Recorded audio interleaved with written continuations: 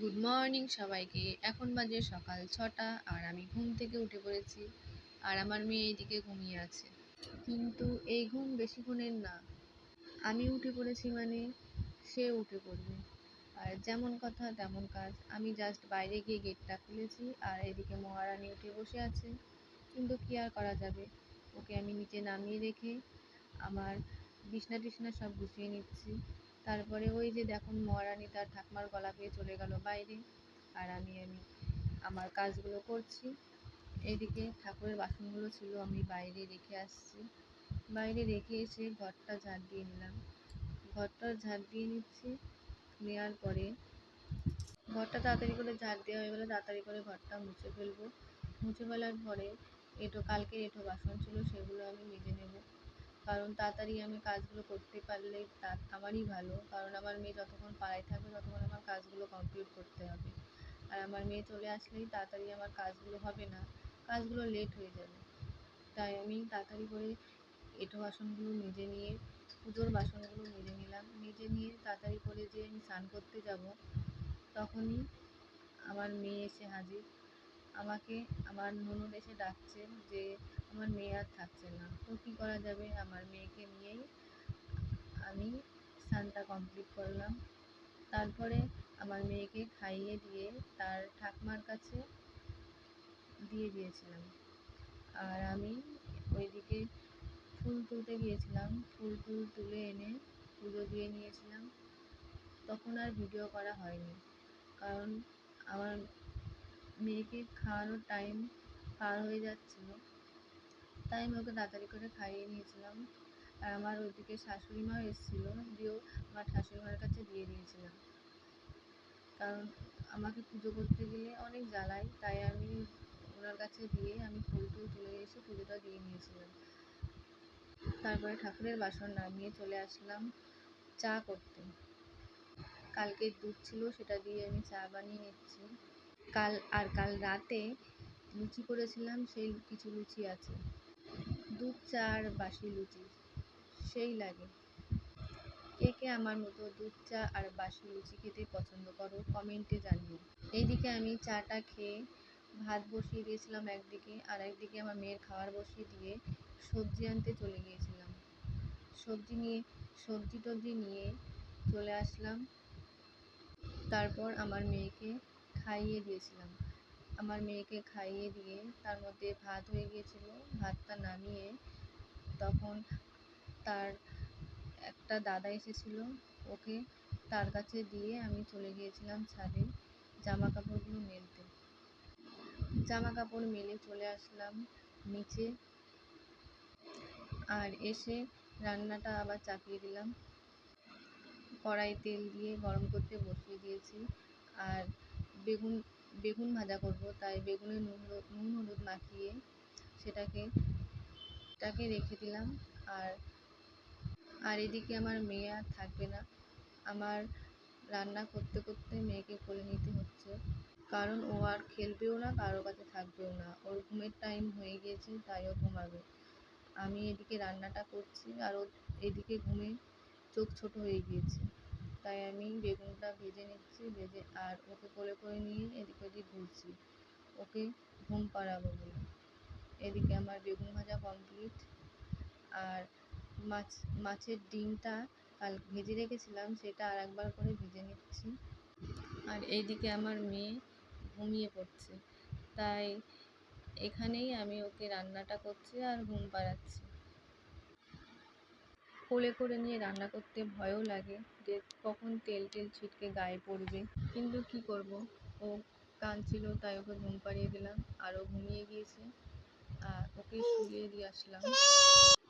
ওকে শুইয়ে দিয়ে এসে তারপরে আমি ডিমগুলো তুলে নিচ্ছি। মাছের ডিমগুলো তুলে নিয়ে তারপরে আমি আলু পটলগুলো ভেজে নেব। ও যতক্ষণ ঘুমিয়ে থাকবে তার মধ্যে যদি আমি কাজগুলো কমপ্লিট করতে পারি তাহলে আমার খুব ভালো হয়। আর ও উঠে পড়লে ওকে কোলে করে নিয়ে কাজ করতে অনেক লেট হয়ে যায়। এইদিকে আমি আলু পটল ভাজতে দিয়ে আমি মশলাটা করে নিয়েছি। তারপর আলু পটল ভাজা হয়ে গেছে, সেটা আমি তুলে নিয়ে কড়াইতে আবার তেল দিয়ে দিলাম, তারপরে একটু ফোড়ন দিয়ে নিলাম। ফোড়ন দেওয়ার পরে মশলাটা দিয়ে ভালো করে কষিয়ে নিচ্ছি। এইদিকে রান্না করছি আর বারবার গিয়ে দেখে আসছে যে আমার মেয়ে উঠে পড়েছে কিনা। ও যদি উঠে পড়ে তাহলে ও পুরো নিচে 1-2 বার পড়ে গিয়েছিল খাট থেকে, তাই আমি বারবার দেখে আসছি যে উঠে পড়েছে কিনা। আর এদিকে আমি মশলাটা কষাচ্ছি, তারপরে দিয়ে দিলাম মিট মশলা। তারপরে মশলাটা ভালো করে কষিয়ে নিয়ে আলু পটল ভেজে রেখেছিলাম সেগুলো দিয়ে দিলাম। তারপরে সেটা ভালো করে কষিয়ে জল দিয়ে দিলাম। জল দিয়ে সেটা ভালো করে নিয়ে দিই। তারপরে মাছের ডিমগুলো দিয়ে দিলাম কড়াইয়ের মধ্যে। এদিকে তরকারিটা হতে থাক আর আমার কাজগুলো আমি কমপ্লিট করে নিই। এদিকে আবার চলে গিয়েছি আমার মেয়েকে দেখতে, কারণ ও উঠলেই খাটের ধারে চলে আসবে আর পড়ে যায়। কারণ ও 2বার পড়ে গিয়েছে অলরেডি, তাই আমি বারবার কাজ করছি আর দেখে আসছি। আর এদিকে তরকারিটা বসিয়ে দিয়ে আমি এঁটো বাসন ছিল সেগুলো আমি সব মেজে নিচ্ছি।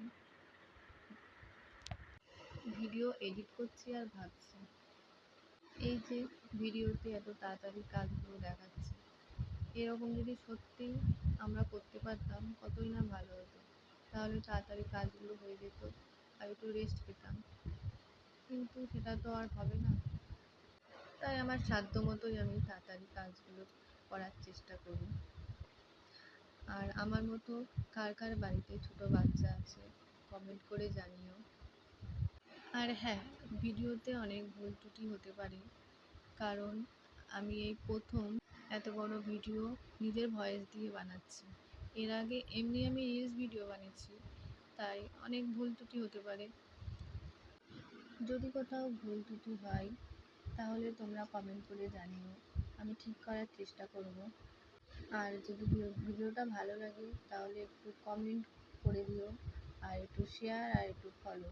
আর যারা ইউটিউব থেকে দেখছো তারা একটু সাবস্ক্রাইব করে দিও।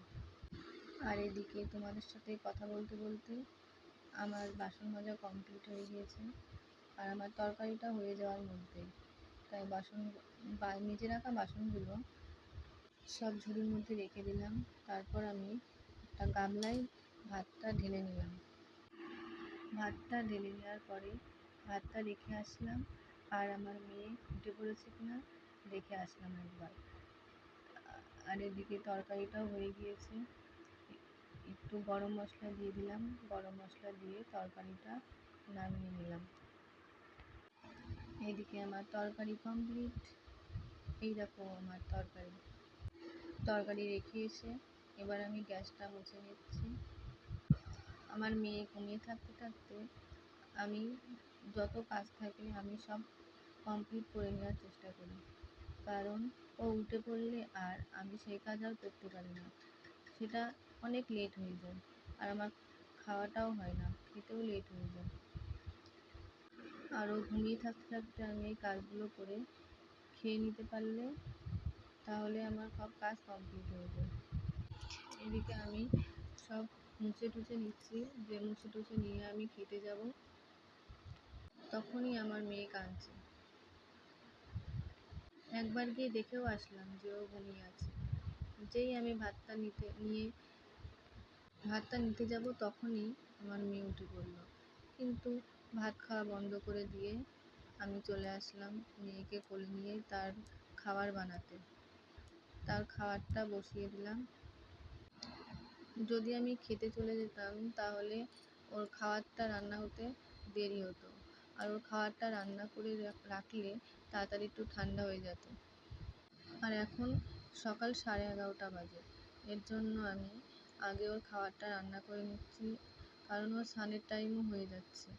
ও খাবারটা রান্না করে ধুয়ে আমি খেয়ে নেব, তাহলে আমার এদিকে ওর খাবারটা ঠান্ডাও হয়ে যাবে আর ওইদিকে আমি ঠান্ডা হতে হতে আমি খেয়েও নেব। মেয়ের খাবারটা নামিয়ে আমি ওকে নিয়ে চলে আসলাম খাবার বাড়তে। ভাতটা বেড়ে নিয়ে রেডি করে নিয়ে খেয়ে নিলাম। তাড়াতাড়ি করে খেয়ে নিয়ে ওকে আমি নিচে বসিয়ে রেখে চলে গিয়েছিলাম ছাদে জামা কাপড়গুলো তুলতে। জামা কাপড়গুলো তুলে নিয়ে চলে এসেছিলাম। তখন বাজে প্রায় 12টা। তারপরে ওকে রেখে এসে দেখছি ও আবার সব ছিটিয়েছে। আর এদিকে 12টাও বেজে গিয়েছে, ওর স্নানের টাইম হয়ে গিয়েছে। তাই আজকের ভিডিও এই পর্যন্ত। সবাই ভালো থাকবে। আবার দেখা হবে অন্য কোনো ভিডিওতে। বাই।